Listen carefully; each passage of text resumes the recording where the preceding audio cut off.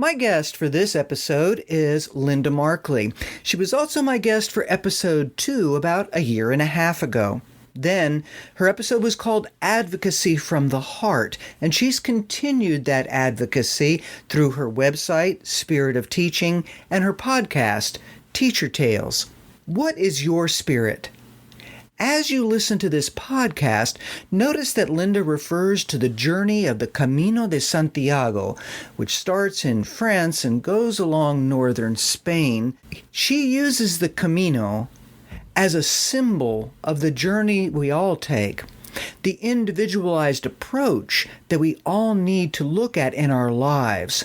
She makes some remarkable decisions and reflections based on that experience with the Camino. You'll hear that today. What's your journey? What's your Camino, your road, your pathway? And what kind of decisions are you making as a unique individual that expresses your story to others and brings hope? Hi, I'm Norah Jones. Welcome to It's About Language, weekly conversational explorations of language in life, at work, and at play. I invite you to reflect on your own life and language, to find your voice, and through this podcast and my website, fluencyconsulting, to enter the conversation. I appreciate all my donors and sponsors that make this podcast possible. This week, a special shout out to Ivan Mages. Ivan is a wonderful, multilingual, multicultural woman with a delightful Irish voice and a skill set in publishing and business, managing projects and people, and creating possibilities for lives. She's a real giver to the world through language and culture, and I thank you, Ivan Mages, for making this podcast possible. And now, to the conversation. What would you define your superpower as, and what spider bit you to get that superpower?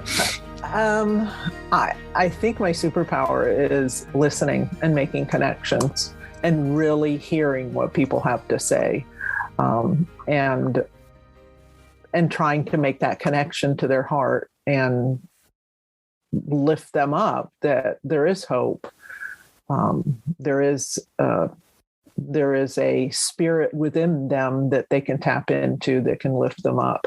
And that's why I call it Spirit of Teaching, because that's what teachers have to do. They have to find a way to lift their spirits every day, and there's been a lot in the news lately about how many decisions teachers have to make in a day. It's like over 100,000. Like, in what other career does a person have to make over 100,000 decisions in a day? That blew my mind. And so creating a space of calm and not a monkey mind where you can tap into that spirit, which, I, of course, had to make an acronym out of it with like serenity and sincerity and all of that for the different letters. But it's true. And that's what I learned on the Camino. If I wasn't calm and I was in a monkey mind, I got lost and I lost hope and I, lost my way. And that could have had dire consequences, if I didn't find my way back or tap into some hope to try again, that resilience again, to try again. Maybe there's another path. Maybe I can back up and look at a bigger picture and, I'll see a little opening in the woods there and I can make it through there. Or I see the yellow arrow and it's going to point me in the right direction again. So. Well, and you mentioned that, for example, when you couldn't walk any longer, you took a cab. When you got lonely, or so I interpret, you found someone to be with, as well as then enjoying solitude when it was enjoyable. That's a lesson for the folks that you lift up, that you write as well, I presume. The concept that they don't have to figure it all out on their own. No, because what we do, and I know I did this in the classroom too, I was afraid to be vulnerable sometimes. I was afraid of judgment or that I wasn't going to get all the praise and compliments maybe that I expected or hoped for. And so I would isolate and just and stay in my little room and to myself. And what I learned from that is that then nobody knows you and nobody knows what you're doing. And if you want to advocate for yourself and you want to advocate for your program and for your language and for your students and for the profession and for humanity, you've got to step outside of the classroom and you've got to let the world in. You've got to let them see what you're doing. You've got to let them feel what you're doing. And that's another goal of Spirit of Teaching. And the Teacher Tales podcast is to get the stories out there, let people hear these stories from these teachers that are from the heart. Like, why did you become a teacher? That is the essence of their being in their profession, in their career, in the classroom every day. And sometimes they get lost, like I did on the Camino, and they have to look for the yellow arrows and they have to go deep inside and maybe be reflective, but then they also have to reach out to other people to maybe walk with or learn from or maybe give to, because when we give, we receive so much more. And that's what happened at the end, like after like maybe the highest point, literally, when I went up the highest point on the Camino and then coming down and my feet got all torn up. And that's, when I took a cab and I didn't think I was going to be able to continue on. What happened was things turned around and people started showing up that I could not only be with and maybe lean on to help feel better about my journey and how I was doing, but also I could help lift them up and hear their stories and hear their struggles and just listen and be there for them and give a little bit of myself to them. And I got so much more in return. It was amazing. They inspired me. And so here you have indeed, you're out of the classroom. One of the things that I would love to be able to tap with you here is that your teacher tales, for example, I'm loving just reading where the people are from. Okay. And in addition, what you're speaking about is not a classroom behavior, but it is a human behavior that can be taken anywhere. So kind of two levels here. One is, how do you think teachers then bring that in life lessons to the young people that are in front of them of various ages that are taking courses? And second, how do you think that it can or is going out into the bigger world right now, which is a very challenging place for adults to be? And they're not in a classroom with a teacher that might be able to demonstrate some of these things for them. Can you kind of reflect on ways in which we as humans learn from what you're expressing? I think I had a conversation with someone recently about your circles of influence or your sphere of influence. And I never, like a lot of things in education, they're labeled, people write books on them. They get, they become the flavor of the week, so to speak, and everything. No insult intended there, but we all learn from each other. And some of us, some write about it and some share it and some just do their thing, and that's okay too. And so I just was like, how did I learn languages? And within my own family context, like, how was I going to learn and live within that context? Like my interactions at a very young age, because I'm a highly sensitive person, I realized that my interactions with my immediate family and then my school family with teachers and other students, and then even into the community, I would reach out there and find other connections. I learned from all of that. And so that's how I approached teaching. Was I knew that my circle of influence was not just within my immediate group of friends. And so I didn't really adopt a tribalistic viewpoint of things and like follow along what other people were doing. I realized that I was at the center of things, not in a narcissistic, egotistical way, but that I had a sphere of influence. And not only that I influenced people outside of me, but they influenced me. Mm-hmm. And they influenced the choices that I made. And being very aware of that, I brought that to the classroom. So here you are as a student.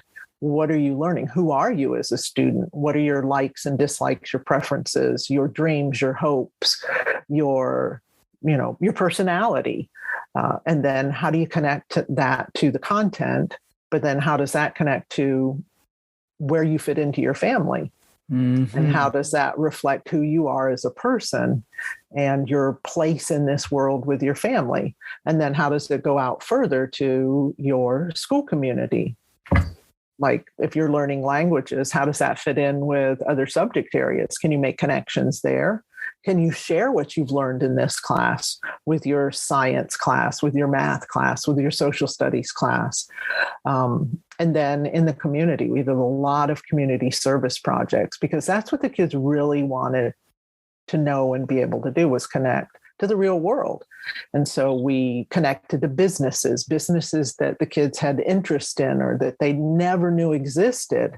We took field trips, and then I had parents that were like, can I come on these field trips? I've lived in Florida my whole life, and I never knew that all these cultures were here, or all of these, historical places were here that kind of shape who we are as Floridians, or shape our history here in Florida. And that's everywhere. And then, that bigger connection to humanity. And so if these people came to Ybor City and, from Cuba and also from, Spain and how it was a real melting pot that worked there. Uh-huh. How did they get along? How did they all, appreciate each other's differences and what was common among them?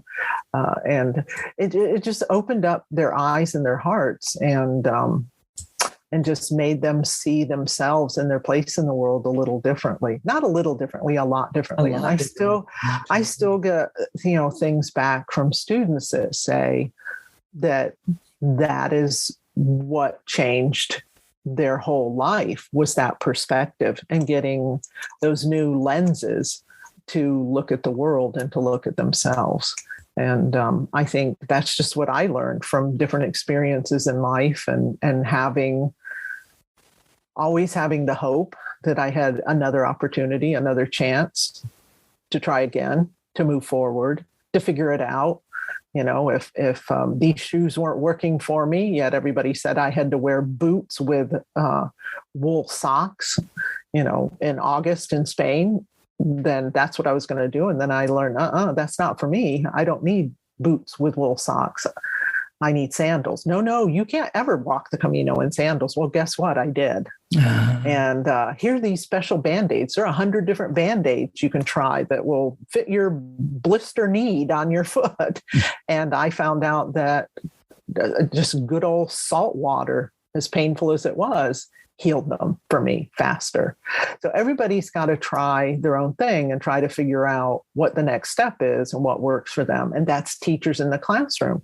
And if they're listening too much to what's being prescribed, or what is the magic purple pill lesson of the week that is going to make them that wonderful, perfect teacher with, an innovative highest score on the evaluation, they're going to find out that it's not true. That's not life. We fall back and we fall forward. We step back and we step forward. Sometimes we stand still, but we just keep taking one step at a time, reflecting, figuring it out, taking another chance, having another choice, and holding that positive hope in our heart that it's all going to work out. It's all going to work out. It is. Such a powerful message that you just provided there, that we'll work out, take a step. And one of the things that strikes me about your story is the personalization. When you just commented there about the the method du jour, and of course all of these things can contribute to increased excellence in education, no question, but the personal part, the going and taking a look at the student's interests. I'm looking back at what you said in your first podcast with me, which was over a year now. It's unbelievable. I want them to have, that is, your students, I want them to have meaningful, personalized experience with language. You provided surveys. You said 30 years of surveys, very beginning of the year, every 9 weeks after that. What did you find helpful? What did you like? What didn't you like? What do you think you can do with the language? What would you like to do with the language? And then you said, I would develop my lesson plans from there. That focus on the individual, in this case in a language class, seems to be a key, the key. It is. And here again, we now have a term for it. It's called differentiation. and that's great. But, I think teachers do it naturally in their hearts because they care about their students. And if they see a student is struggling, or they see a student is hurting, they see a student is excited about something, they're in tune to that. They really are. But if they have, going back to those over 100,000 decisions a day, if all of those decisions now are being buried under, I got to get the data in the district spreadsheet, I've got to answer, all of these emails from angry parents that are scared because their child is not, getting the grade they want them to get or expect them to get, or that sort of thing. Or they have to go to another meeting, they still haven't gone to the bathroom today, and all of those things. We can let that overwhelm us. And, here again, going back to the Camino, when I let all of that overwhelm me, the journey was painful. The journey was not enjoyable. I didn't get out of it anything. I didn't get out of it what I needed to. Once I let the monkey mind go, once I let my fears go, and I just said, I'm going to focus right now on what's going on, and I'm going to feel into this and just take another step, the beauty of the world opened up. Like I noticed, the sounds around me, the apple trees, the apple orchards, where you could just stop and pick an apple and sit down and enjoy it. I could sit down. I would just not worry anymore. I'd sit down and say, I'm going to take my shoes and socks off for a little bit and just give my feet a rest. And it worked wonders. But before, when I was letting people who had goals of so many kilometers an hour, or that you had to wear certain shoes, or you had to carry a certain amount of weight on your back, or you weren't a true pilgrim or peregrino. When I had those standards kind of pushed on me, or I allowed them in, I should say, more graciously allowed them in, that's what held me back. And and that's what holds students back. If you let them explore and be curious and kind of give them, like I said, my lesson plan was always breadcrumbs and fairy dust. If that's how I could deliver the content to them, that's how I did it. And let them explore it and make the connections that were personal and meaningful to them. So, and that with StrengthsFinder, that it all is a neat little package tied up together that creates what we call human beings.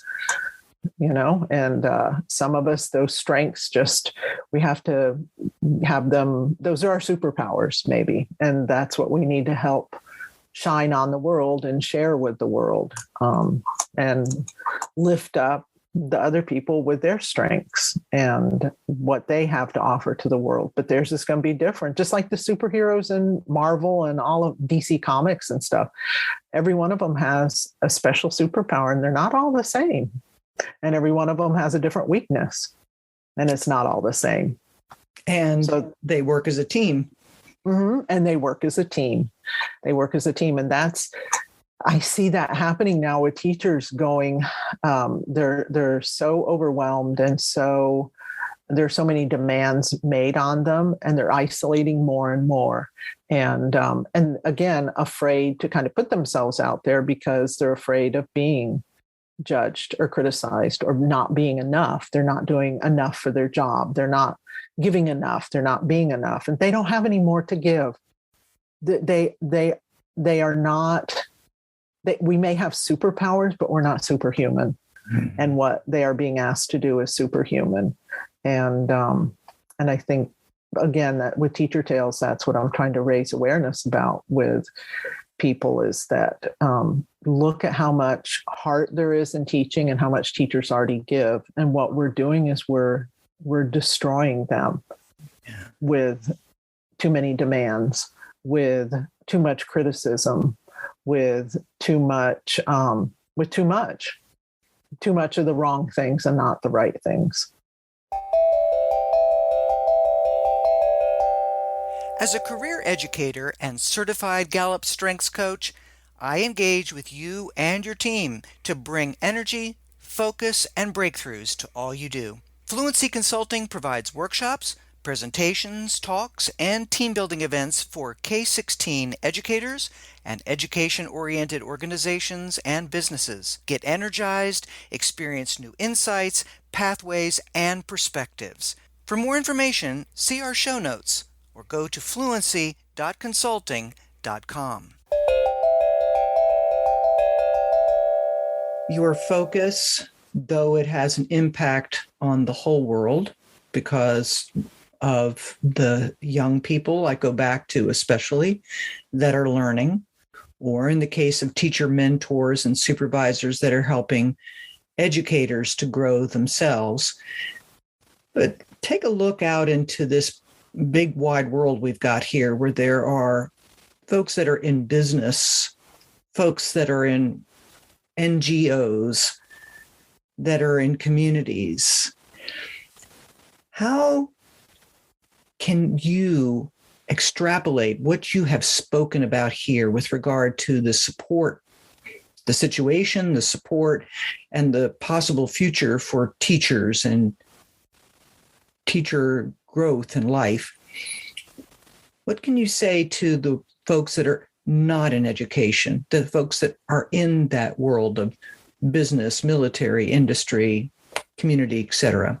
How can they learn from what you have here with language and educators? The first thing that comes to mind, and this is what we did with our community service projects and everything, is to make a connection between businesses and students, to almost be mentors, to be role models, to show them the way into the real world. So that's what I would say to businesses. It's really nice to get, we had I would ask businesses to give donations to create, to help support. We had our Honor Society started a incentive program but a recognition program with teachers. And we would, draw their names. It was for random acts of kindness, like, you covered my fifth period class. Thank you so much, Norah. And I would write a little note and I would put your name into this box. Mm-hmm. And then every faculty meeting, we would draw so many names and the teachers would get gift cards. But businesses, they wanted to maybe give money, and I would take donations from them, but I changed that. And I had the students do service projects that would then raise money, and they would then they would buy the gift cards and give it to the teachers, because that was more of a direct connection. Yeah. So what I asked from businesses instead was to mentor students to become like partners with the students to achieve that, show them how to do it, show them, partner with them in a fundraiser or in a community service project. Don't just give them the money, show them the way. Show them the way and help them. Show them the way of what it's like to be a person of integrity, to be a person of their word, to be a person who gives back, and it's not all about money. Be a person who can show these young people that your business makes a difference every day, but not just, I don't want to see a spreadsheet with numbers. Mm-hmm. Show the difference you're making in the world on, humans. Let's look at your customer service to start with. Like, what difference are you making there? Like, how kindly are you treating your customers? What messages are you sending to them? Do they matter to you? Do the problems and the heartaches of your customers, maybe because of some sort of product that you produced that wasn't quite right, or there was a miscommunication, show them grace, show them caring. And so let the kids see that. I mean, that's what I tried to do with businesses. And so don't just give a donation, that's nice. We do need resources and everything, but it's much better if you get, again, more personally and meaningfully involved with the students, and you become mentors and you become role models, and you, like I said, light the path and show them the way of what it's like to make a difference and to be the good you want to see in the world, so to speak. Show them the way. And you also described walk with them at least part of that way. It's Camino all in itself, isn't it, Linda? Mm-hmm. It is. I had mentors even for just the language class, not just our community, because I also did Beta Club, National Beta Club. And so they had to do community service. So they would have to meet with their mentors and talk about maybe some project that they wanted to do in the community, maybe something just at the school that they wanted to collect clothing for hurricane victims, because in Florida, we would have plenty of opportunity for that, or food, or whatever it is, whatever they wanted to do to give back. With my language students, I had native speaker mentors that would make one phone call every week for 10 to 15 minutes to talk to my students and get to know them and let them ask questions about, what country are you from? Who are you? What do you like to do? What is your business? What are you doing in your business? How do you use Spanish in your business? They were lighting the way so that those kids could see the power and the possibilities of who they could be in the world. They could see themselves maybe as that person speaking Spanish in a business, or they could see and connect to a person who was a native speaker, who was an immigrant that came to this country and started from scratch, and how they grew and what steps they took, and to be a little humbled by their privilege of already speaking English and already having those maybe opportunities available to them.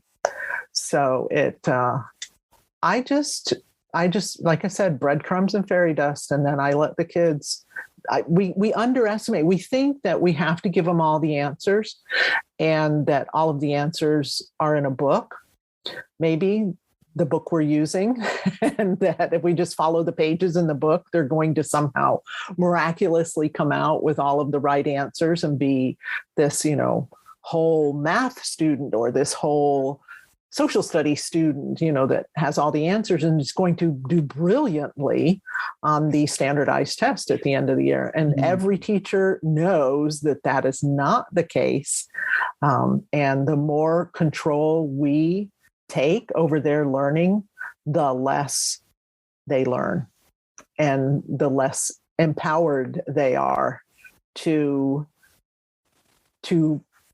personalize their learning and make it meaningful to them so that they can actually do something. They know something and can do something. So powerful, my friend. Do you have anything you'd like, okay, absolutely got to say this before we stop today. I want to make sure that I don't leave this unsaid. Teachers are doing the best that they can. And I want the world to acknowledge that they have their hearts and souls into this, and that they're human beings, and they do have superpowers, and they can make a difference in every single child and in the world, one child at a time. But we need to give them grace. We need to empower them more. We need to love them more. And we need to allow more joy in the classroom and less control.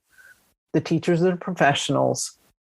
I'm looking at your teacher tale people. They're from China, they're Puerto Rico, they're from with special education, diversity.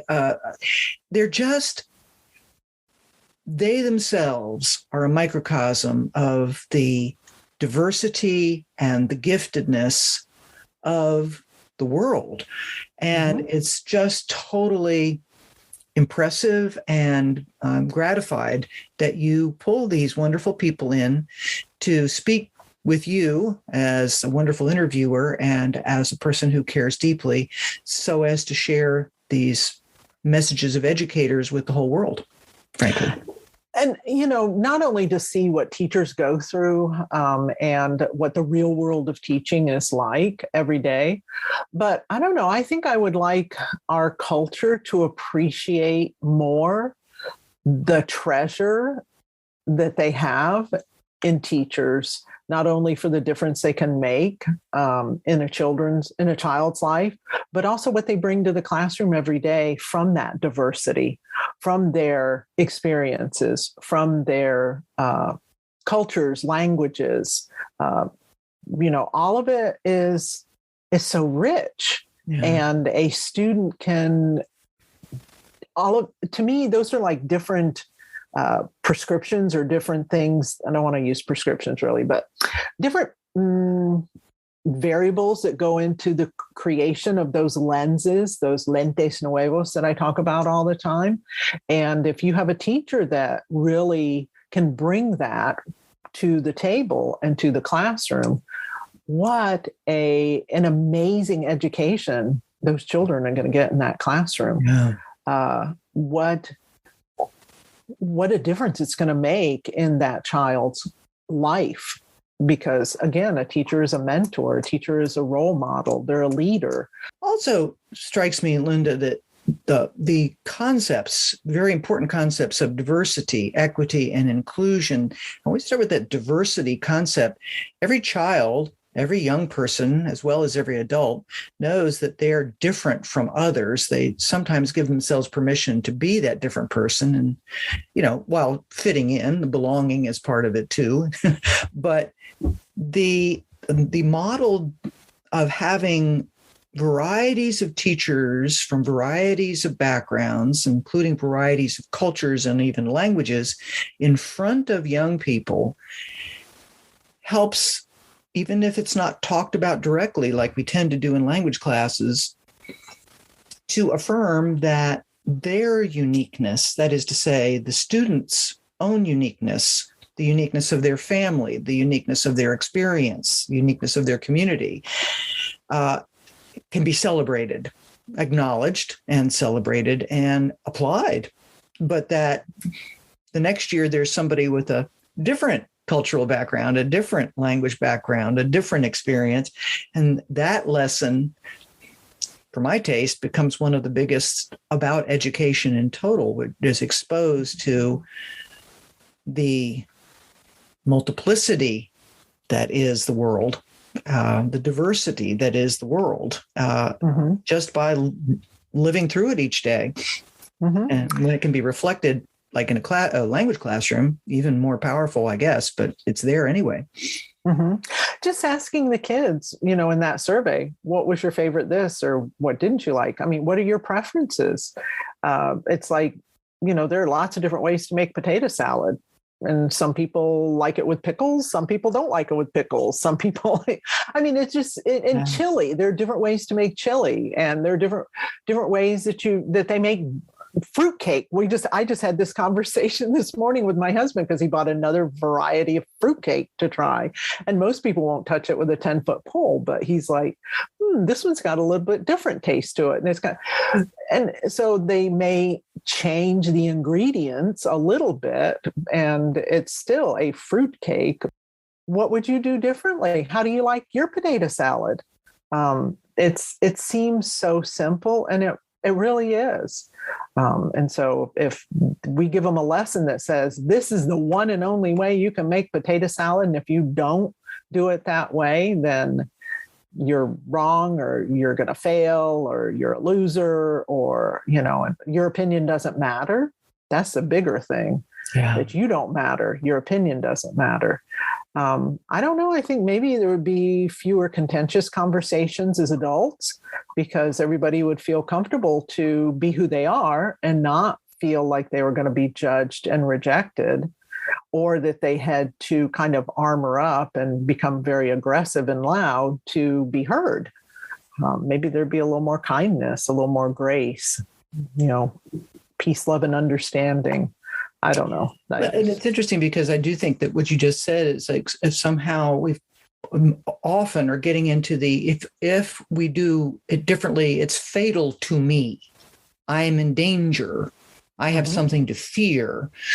Whereas the practice that you're speaking about, here's a kind of potato salad, here's a different kind of potato salad, here's a kind of fruitcake, here's another kind of fruitcake, and here's another one, and here's another one. And look, next year you'll find even another one. And after a while, again, you get the idea that you can still like your fruitcake, doggone it, but the other person's liking another kind don't mean that you have to stop liking yours or that yours is bad and so forth. It's just a subtle but important learning. I learned from watching my youngest daughter when a student from Panama came and she was visiting our neighbor, and I wanted to have her over so I could practice my Spanish and take her to my school and I could have her speak to my students and everything.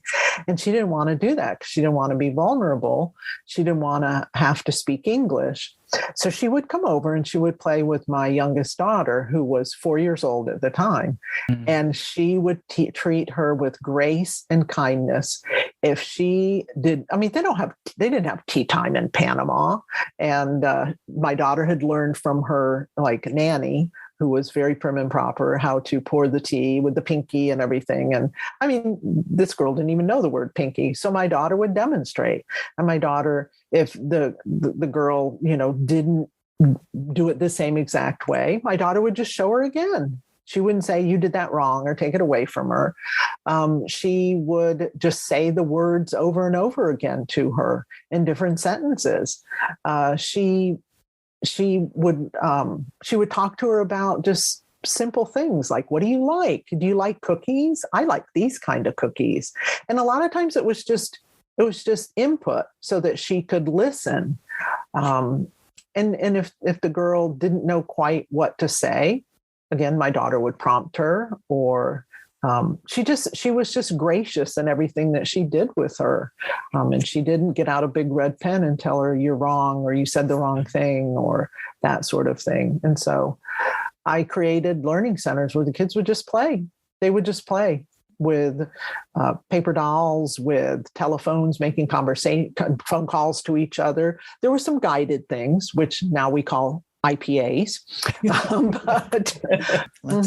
Let's watch them flourish. And how to be kind human beings. Again, role models. Teachers have to remember that. They have to remember their role models, and if that's a good reason to take care of themselves so that they're not too tired out. And I mean, those are the things I look back on in the classroom that if I were to regret anything, it was the days that I didn't feel well and I still went to school. And then I didn't have the patience with them, or when I would not take the time to get more details about what was going on in their life, or what, not excuses, because they could, dish them out, but just be honest with them about, hey, what's going on? And,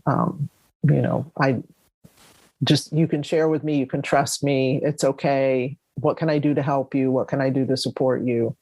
But also show that, I don't know, as a teacher too, like, I'm not having a great day today.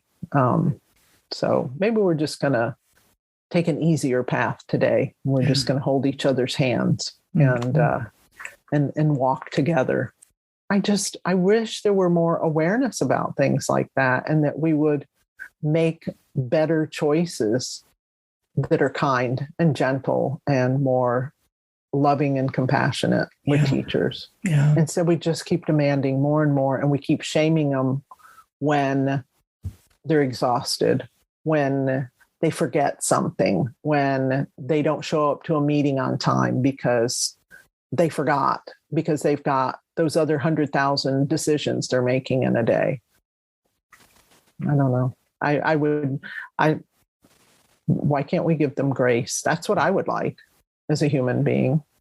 So I'm willing to give it so I can receive it. There you go. But you perceive it, and you know that it can be reciprocal. So it's not a I win, you must lose so I can win, but we all can win from that reciprocation of grace. We all come from the reciprocation of grace. We started out this podcast asking Linda Markley what her superpower was. Her language superpower is listening so that others might be heard as they express themselves, sometimes in accurate language and sometimes weakly, not necessarily accurately. Don't we all do that? Let's take a look and think about our language superpower. So, thank you so much for listening to the podcast episode today. And please do leave a review or share your thoughts on social media or on my website, fluency.consulting. Recommend topics and guests. And there's a forum that you can use if you'd like me to come and talk to your organization or group. Thanks again for considering a donation or sponsorship. I really appreciate it, and I look forward to our next time together.